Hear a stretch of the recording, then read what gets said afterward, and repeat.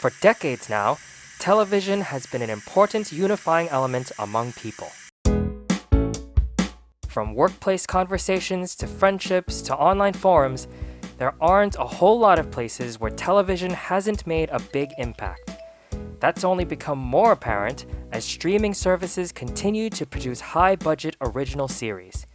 Still, some things from the pre-streaming era continue to keep a tight grip on cultural relevance long after they've ended, and even fewer have stuck around as long as Friends. Let me start by saying I'm not here to start a flame war. I'm not going to make claims that it's the greatest sitcom of all time or argue what shows are better or worse. People are going to have their own opinions, and my feelings aren't going to change that. For me, it's easily the best of the three major sitcoms set in New York City, Seinfeld and How I Met Your Mother being the other two. But that's a matter of personal taste, as well as personal history, which is really why I'm writing this piece. Like I said, there's a unifying factor to television. I've always enjoyed watching Friends with my family, and certainly a lot of quotes and references have entered into our lexicons. I know, could we be any more cliché? But it's true. And my connection with the show goes beyond just familial. It's one of the earliest things my girlfriend and I bonded over, sitting on her bed and watching reruns on the small TV in the corner of her room, and later binging it on Netflix for the umpteenth time. She has a near encyclopedic memory when it comes to quotes and details of the series, as does another close friend of mine, in fact. I'd love to see the two of them do some kind of trivia battle someday. So, why did I write this if it's not a defense of the show? Well, because Julian and I visited a couple of important locations in the show's history. Like a bunch of tourists on our own turf, because why the hell not, right? You might remember that I previously wrote about visiting St. Mark's Comics, which was mentioned in the episode The One with the Mugging from Season 9. But the two places I'm talking about are much more recognizable and iconic. Well, one of them is. The other is more a case of mistaken fountain identity.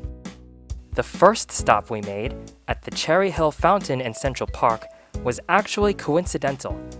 I hadn't even thought about it while we were planning our outing, but we were passing through the park and ended up in the area.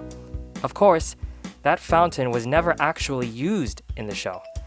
It just happens to bear enough similarities to the real fountain that people think it's the same one, which is actually on a lot in Burbank, California. Still, that hasn't stopped it from becoming a bit of an attraction. I have to wonder how many people have gotten in trouble for hopping in to recreate the opening credits. No one tried while we were there, but I'm sure it happens. Our second stop was actually planned and was, arguably, the most important New York location for the series. Very little footage, if any, was filmed in the city, but the building at 90 Bedford Street was used for the exterior shots of Monica's apartment and was in every episode, or close to.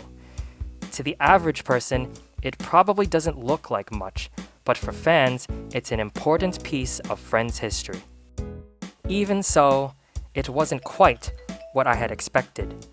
I kind of thought there might be something more to it. Some kind of sign or plaque maybe, identifying it. Certainly other iconic New York locations from film and television display their pride.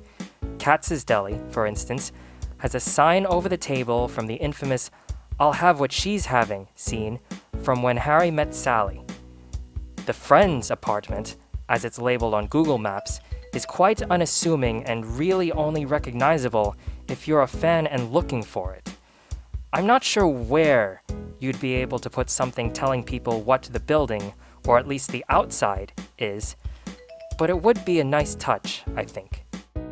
Still, it was definitely a cool place to visit, even though none of the cast were actually there, and nothing but exteriors was actually filmed there. To some, it's just a building. But for me, it's a symbol.